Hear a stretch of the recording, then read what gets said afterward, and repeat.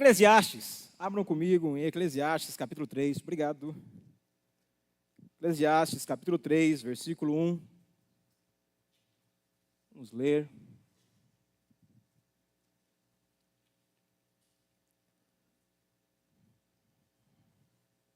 Acompanhem comigo. Tudo tem o seu tempo determinado, e há tempo para todo propósito debaixo do céu.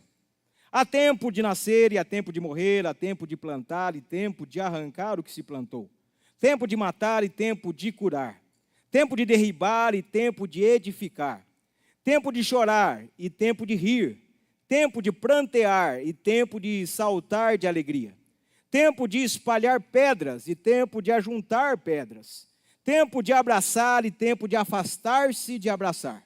Tempo de buscar e tempo de perder. Tempo de guardar e tempo de deitar fora. Tempo de rasgar e tempo de coser. Tempo de estar calado e tempo de falar. Tempo de amar e tempo de aborrecer. Tempo de guerra e tempo de paz. Feche seus olhos mais uma vez. Meu Deus, tua palavra está lida, teu Espírito está em nós. Senhor, dai-nos ouvidos para ouvir, coração para atender. Em nome de Jesus. Amém. Nós iniciamos lá na nossa comunidade, este ano, cada ano nós seguimos um tema guia, e nós estamos fazendo um ano com propósito. Na verdade, a ideia é pegar o raciocínio das Escrituras a respeito do propósito de cada área da nossa vida, de cada esfera da nossa vida, um propósito de Deus para todas as particularidades, tanto daquilo que Deus nos revela, como daquilo que tem a ver com o nosso cotidiano. A primeira mensagem lá foi esta, que é sobre o propósito do ordinário, ou o propósito do cotidiano, o propósito daquilo que tem lugar na nossa vida. Entender o propósito, discernir o propósito é libertador. Se você pensar em propósito, se você tentar definir propósito, você vai ver que ele está relacionado a desígnio, a finalidade, a objetivo, a firmeza. O propósito, ele tem um papel de dar finalidade, de dar desígnio, de dar objetividade, de dar firmeza a áreas da nossa vida, coisas que têm a ver comigo, com você. Ele tem o papel de estabelecer bem o lugar de cada coisa, podemos dizer como finalidade. Qual é o lugar disto na minha vida? Qual é a sua finalidade? O propósito também está relacionado ao tempo de cada coisa. É muito ruim quando você perde o time nas áreas da sua vida, quando você perde o time na sua vida, quando você você subestima o tempo, quando você perde o tempo das coisas. O propósito também está relacionado ao valor de cada coisa, aquilo que nós poderíamos distinguir como importância. Nós somos hiperestimulados, com muitos desejos, com muitas paixões, e nos perdemos na lista de prioridades daquilo que é importante, daquilo que é supérfluo, daquilo que tem valor de fato, daquilo que é descartável, daquilo que é permanente, daquilo que é temporário. Então o propósito nos ajuda a respeito disso. Eu poderia citar aqui alguns exemplos. Por exemplo, o filho pródigo, apesar de ser uma parábola, ele entendeu o seu lugar na casa do pai. Apesar de ele estar na casa do pai, nós sabemos muito bem que ali há uma ausência, tanto do filho mais novo como do filho mais velho, do lugar deles, do lugar no coração do pai, da importância e da finalidade deles. Um descobriu longe e outro descobriu dentro da casa.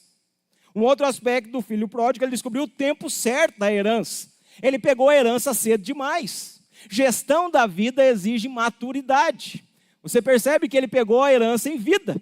E ele queimou toda a herança e voltou falido. Há coisas certas para progredirmos, prosperarmos, crescermos, desenvolvermos. Há uma lei natural, porque gerir a vida exige um certo nível de maturidade. Por isso que não recebemos algumas porções cedo demais, na adolescência, na juventude. Há um tempo certo de algumas coisas chegarem para nós. Ele entendeu o valor da mesa. Diante da cocheira dos porcos, o pão nunca pareceu tão gostoso.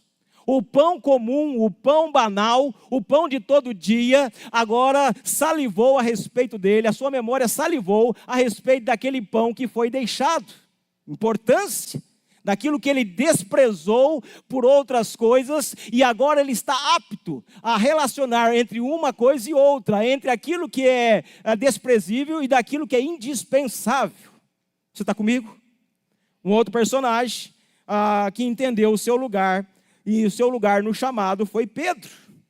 Pedro, no final ali da missão de Jesus, que está indo já à cruz, ele é identificado como Jesus. Ele diz, não, eu não tenho nada a ver com ele, eu não o conheço. Agora ali, a partir dali, ele vai entender que ser chamado é ser parecido, é ser identificado, é ser uma reprodução dele. Não há outra forma de ser discípulo a não ser sinalizar a imagem do mestre em si mesmo. Um outro aspecto de Pedro, ele entendeu o tempo da missão.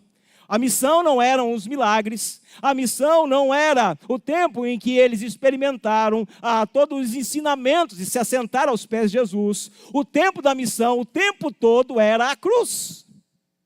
Aquela cruz que ele agora está fugindo, aquela cruz que ele está agora relegando, era o tempo, era o ápice, era o projeto, era a finalidade de Jesus o tempo todo. Ele vai entender, mas entendeu ali dentro de um tempo meio tardio. Ele entendeu o valor do amor. Na ressurreição, Jesus vai surgir para ele, vai o quê? Tu me amas, tu me amas, tu me amas? Por quê? Pedro, se você me ama, a ideia do amor é dar a sua vida, é entregar a sua vida. Você vai entender que não tem a ver com você. Agora há pouco você amou a si mesmo. Agora há pouco, quando você foi pressionado, quando você foi exigido a respeito de se me amava, você amou a si mesmo e se livrou com medo da morte, com medo de um prejuízo particular, você deu fuga. Você tem que entender que se você me segue, se você me ama, você vai ter que morrer. Você está entendendo? Tempo, lugar, valor. Primeiro aspecto. Salomão traz algumas lições para nós em Eclesiastes, texto conhecido de todo mundo. Primeiro, não perca o time. Isso é muito sério. Não perca o tempo. Há tempo certo nos arranjos da vida.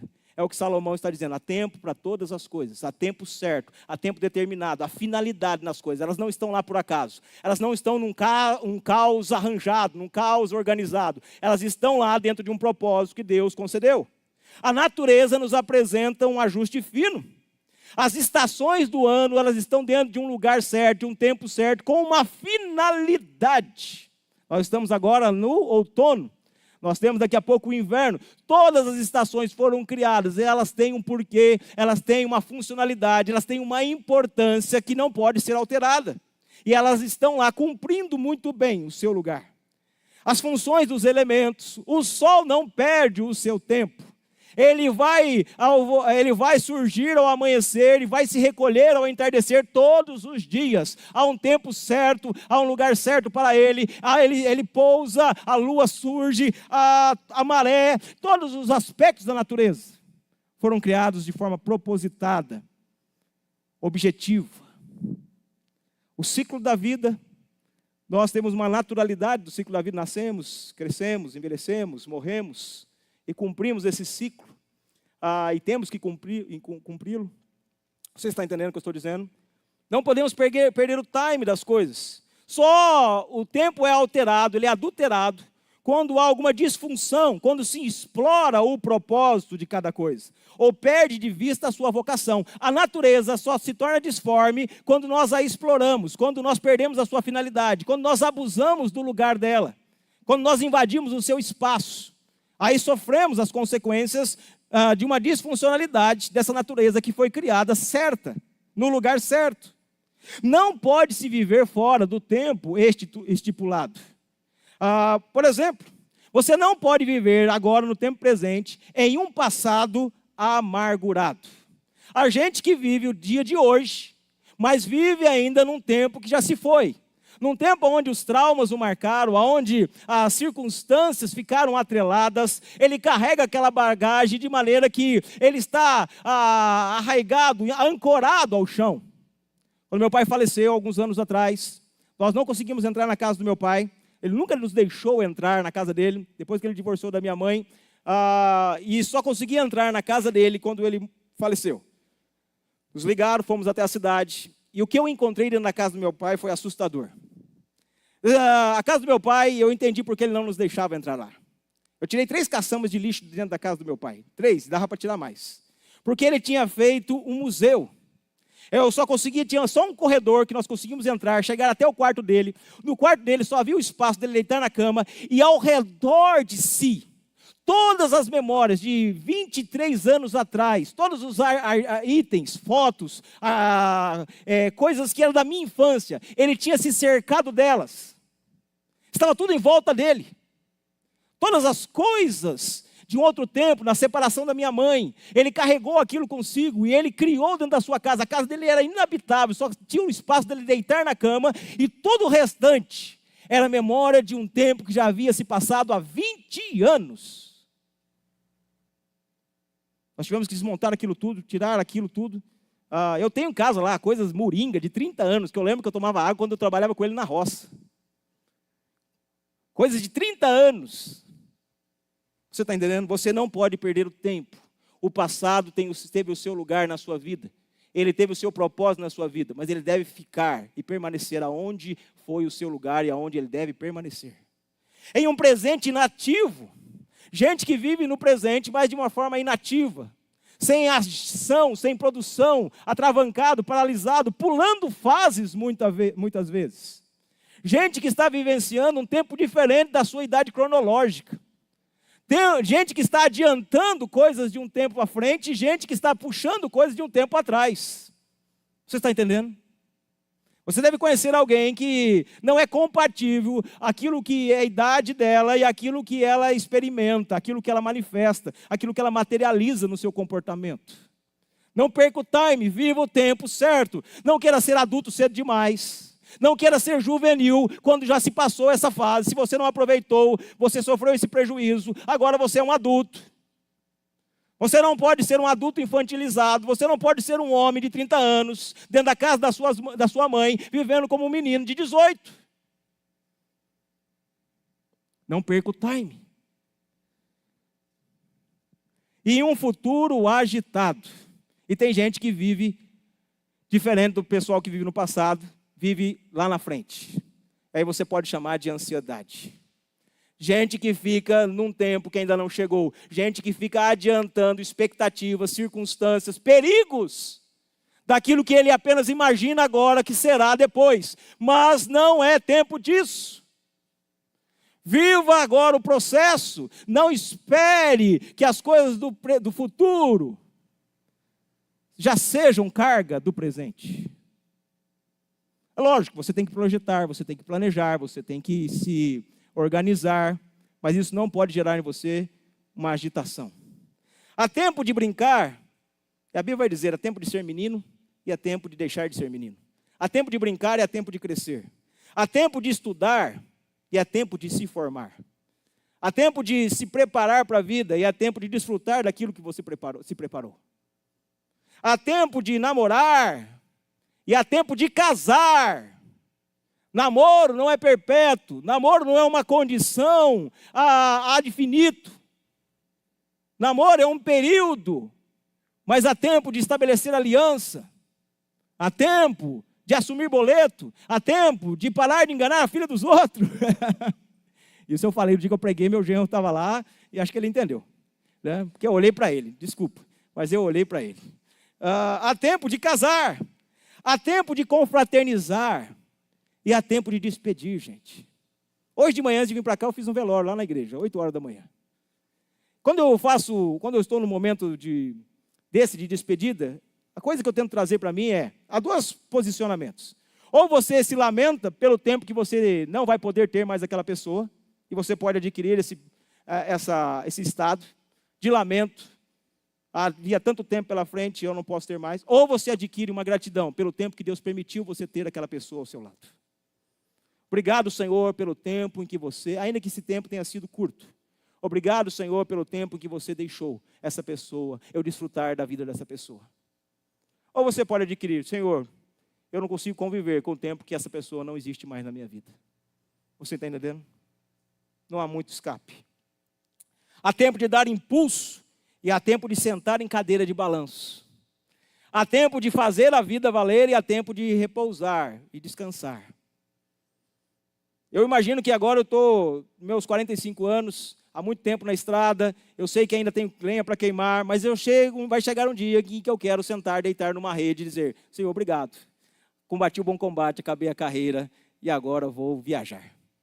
Paulo morreu, eu não quero, né? Eu vou viajar, quero descansar, quero pôr os pés de molho. Você está entendendo? Faça enquanto é tempo, não espere a velhice para começar alguma coisa. A velhice é tempo de descansar. Há tempo de carregar filhos no colo e há tempo de entregá-los num altar. Não tenha-os para si, eles não te pertencem, alguém vai levá-los. Não seja possessivo a respeito daquilo que o Senhor confiou a você por um tempo. Vai chegar um tempo em que você vai entregar. Eu tenho uma filha, está com 19, vai fazer 20. E eu entendo que vai chegar um momento que eu vou ter que entregá-la para seguir o seu próprio caminho. O ninho vai ficar vazio, vou sentir falta, vou no quarto dela, não verei ela lá. Mas entendo que isso é tempo. Houve um tempo dela estar comigo e há um tempo dela estar no seu marido, com seus filhos. Há um tempo de criar filhos e há um tempo de desfrutar de netos. Você entende? Há grande prejuízo em não discernir, contabilizar bem a cronologia da vida. A falta de lugar certo rouba o propósito, finalidade, objetivo do que foi criado. Se você perder o tempo, se você não entender o lugar de cada coisa, você sofrerá prejuízos. Por exemplo, não tente ser pai tarde demais.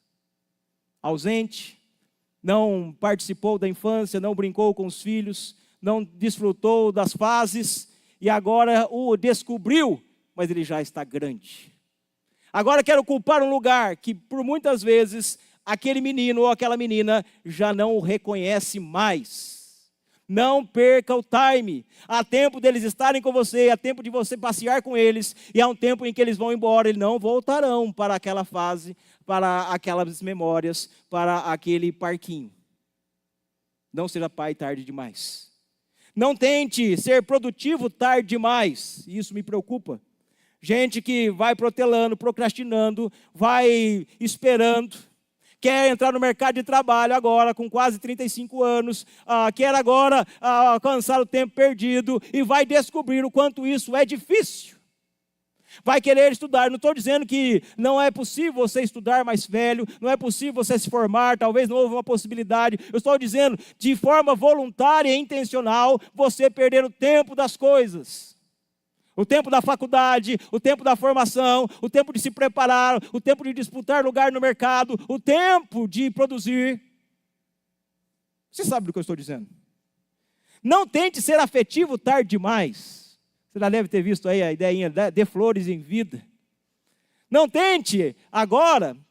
Recordo meu pai, ele sempre dizia para minha mãe, a porteira está aberta. Morava no sítio, não era porta, era porteira, e literalmente, era porteira mesmo.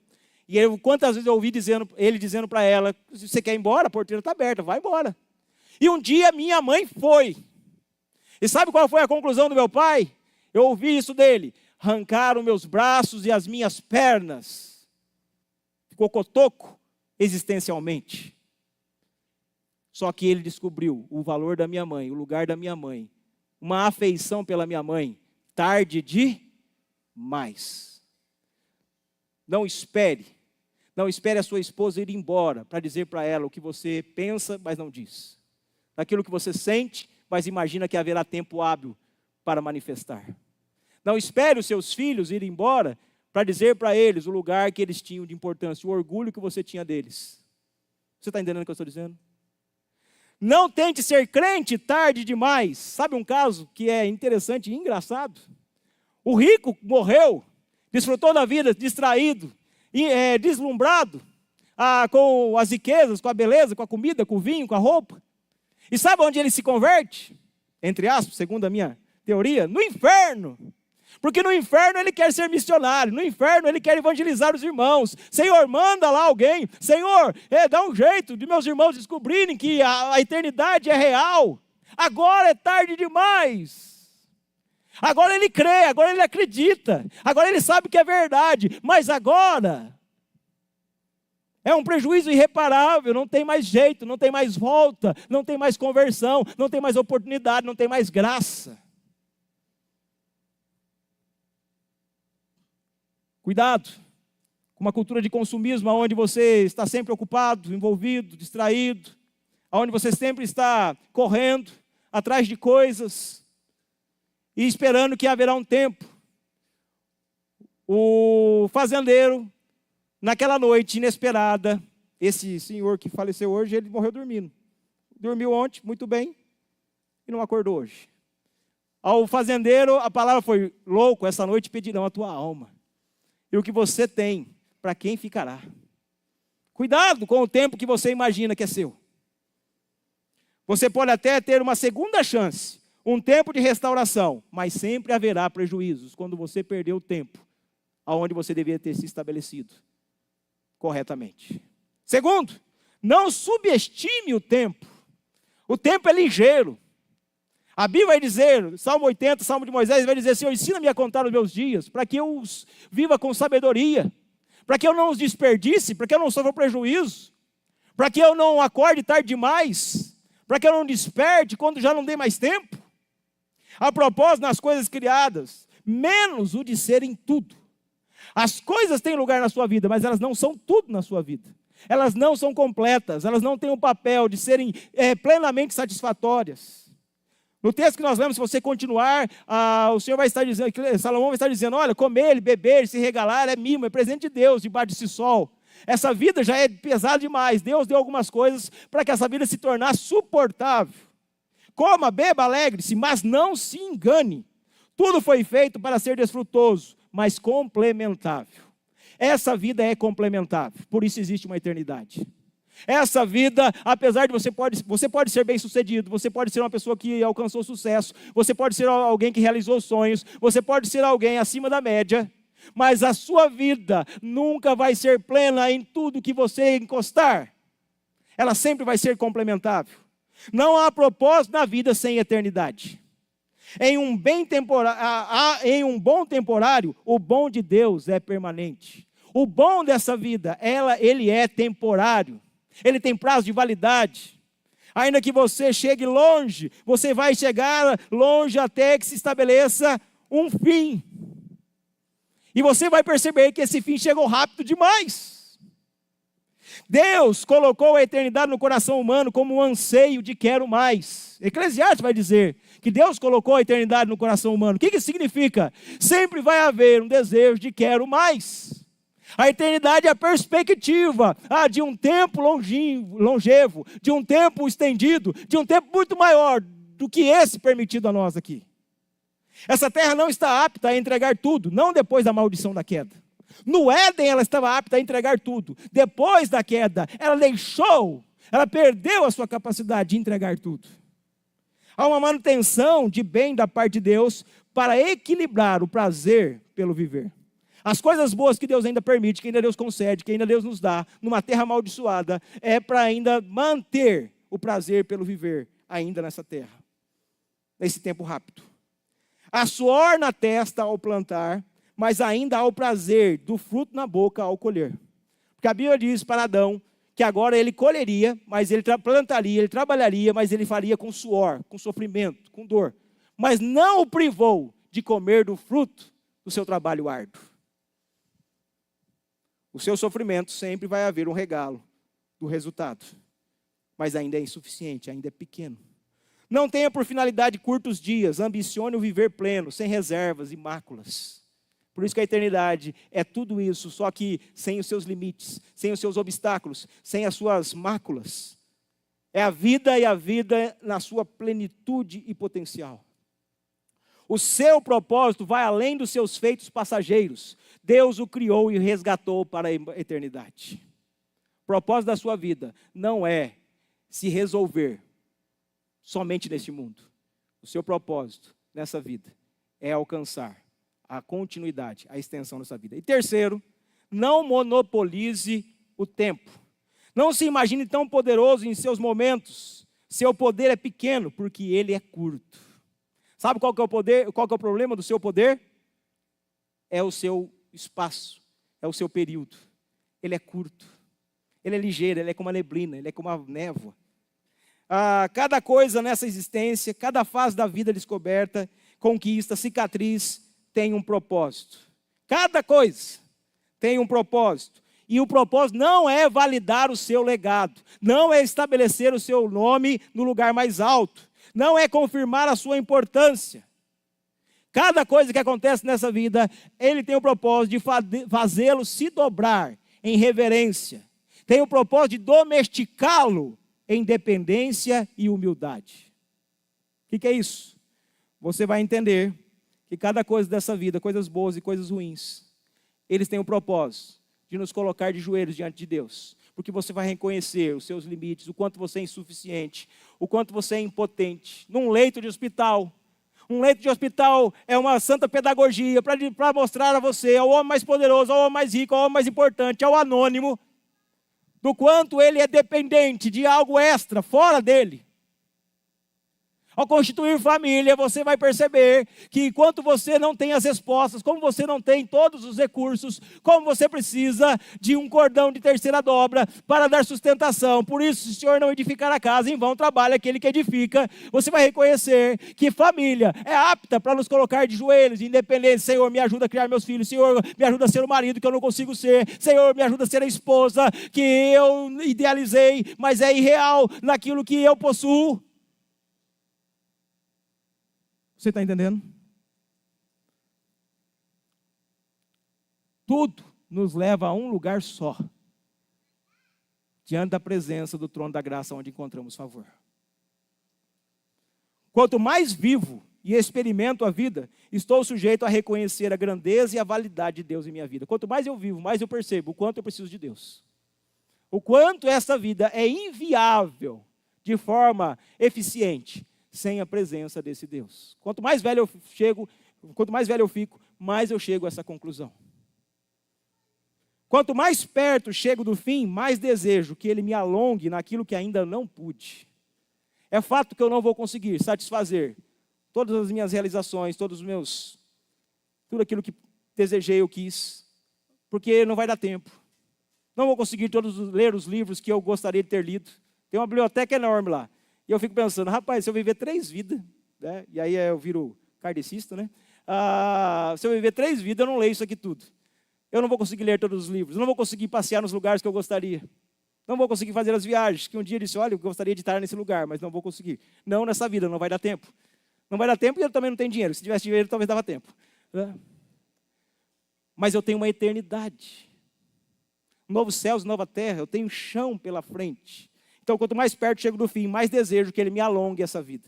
Se eu viver até 80, Senhor, 80 deu, mas foi pouco. Se o Senhor puder estender aí um tempo que não tenha contagem, vai ficar legal. O propósito de todo o bem da vida, presta atenção nisso. O propósito de todo o bem da vida é apontar para um Deus bom e generoso. Todo o bom bem da vida vai nos demonstrar que há um Deus bom e generoso. Ele nos concedeu. Se você ler as Escrituras, você vai ver que os Salmos diz que até o corvo recebe a sua porção para que viva da mão do Senhor. Os leõezinhos clamam pelo seu alimento da parte do Senhor. O propósito de todo mal da vida, porque a vida não tem só bem. Você sabe muito bem disso. Se você é gente como eu, você sabe disso. O propósito de todo mal da vida é apontar para um Deus bom e misericordioso. O bem aponta para um Deus bom e generoso. O mal aponta para um Deus bom e misericordioso. Porque no bem, o Senhor me deu. No mal, Senhor, tem misericórdia de mim e me ajude. No bom, Senhor, obrigado, que o Senhor me favoreceu. No mal, Senhor, socorro. Eclesiastes, capítulo 12, termina da seguinte maneira. De tudo que se tem ouvido, o resumo é, teme a Deus e guarda os seus mandamentos. Porque isto é o dever de todo homem. Porque Deus há de trazer o juízo a todas as obras, até as que estão escondidas, quer sejam boas, quer sejam más. Resumo de todas as coisas, o propósito de todas as coisas, a finalidade de todas as coisas é, teme a Deus e guarda os seus mandamentos, porque esse é o dever. Isso é o nosso lugar. É isso que Deus constituiu para nós. A propósito em todas as coisas. Eu não sei o tempo que você está vivendo agora. Eu não sei se você está roendo o tempo ou remindo o tempo. Eu não sei se você está atrasado ou está adiantado. Fique de pé, eu quero orar com você.